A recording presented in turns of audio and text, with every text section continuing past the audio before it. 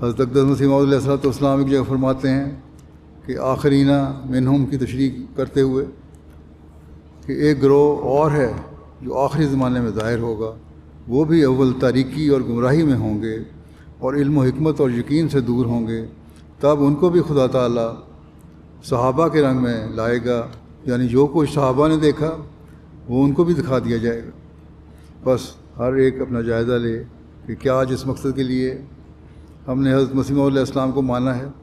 اس مقصد کو حاصل کرنے کے لیے ہمارے قدم بڑھ رہے ہیں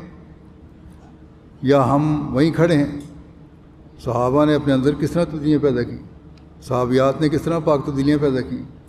دنیا کے کھیل کود کو کس طرح انہوں نے ٹھکرا دیا، کس طرح عبادتوں کے معیار قائم ہوئے،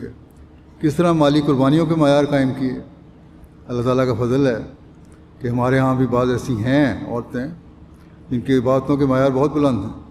اور مالی قربانیوں کے معیار بھی بہت بلند ہیں، اور جب بھی مالی تحریکات کی جاتی ہیں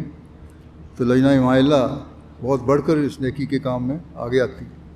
لیکن باقی نیکیاں بھی ہیں جن کی طرف ہمیں توجہ دینی چاہیے۔ صرف مالی قربانی ایک نیکی نہیں ہے، بلکہ اپنی عبادتوں کے معیار بڑھانا، اپنے دوسرے اخلاق کے معیار بلند کرنا، اپنے بچوں کی اعلیٰ تربیت کرنا اور ان کو ایسا پاک وجود بنانا جس سے وہ جماعت کے لیے اور ملک کے لیے ایک کارآمد وجود بن سکیں، یہ بھی ذمہ داری ہے ہر عورت کی۔ صحابیات کا نمونہ عبادتوں کا کیا تھا؟ ایسی عورتیں تھیں جو دن کو روزے رکھتی تھیں اور راتوں کو عبادت کرتی تھیں، اور ان کے خامدوں کو حضرت صلی اللہ علیہ وسلم سے ان کی شکایت کرنی پڑی، یہ تو سارا دن عبادتوں میں لگی رہتی ہے، نہ گھر کے حق ادا کرتی ہے، نہ خامد کے حق ادا کرتی ہے، نہ بچوں کے۔ اس پر حضرت صلی اللہ علیہ وسلم نے منع فرمایا کہ اتنی عبادت بھی ٹھیک نہیں ہے، کیونکہ ہر قسم کے حقوق تم نے ادا کرنے ہیں، اپنے فرائض ادا کرنے ہیں، وہ کرو۔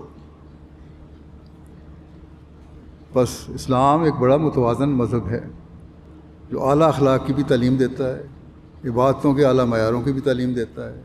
بچوں کے حق قائم کرنے کی بھی تعلیم دیتا ہے، اپنے حق قائم کرنے کی بھی تعلیم دیتا ہے، اپنے معاشرے کے حق قائم کرنے کی بھی تعلیم دیتا ہے،